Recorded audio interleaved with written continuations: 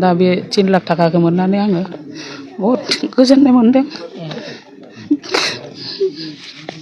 बे 3 लाख थाखाखौ मानो थाखाय हरदों?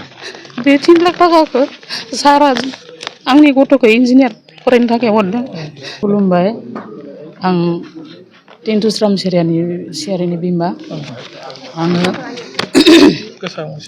दिनै आंनि गथ'नि थाखाय सारा 3 लाख थाखा हाग्रामा सारा हेफाजाब होबाय, बिनि थाखाय आं बहुत धन्यबाद होबाय सारखौ। इसोरा बर होथों, जाहाथे जोंनि बे बिटिसि सरकारा आरो देरलांबावथों, बेखौनो आं हामबाय होदों।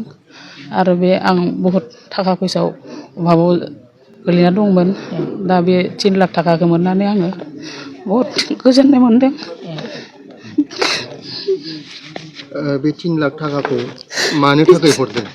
बे 3 लाख थाखाखौ सारा आंनि गथ'खौ इन्जिनियार फरायनो थाखाय हरदों, बेखायनो आं गोबां धन्यबाद होबाय सारखौ। फिसालाया गथ'आ अबेयाव फरायगासिनो दङ?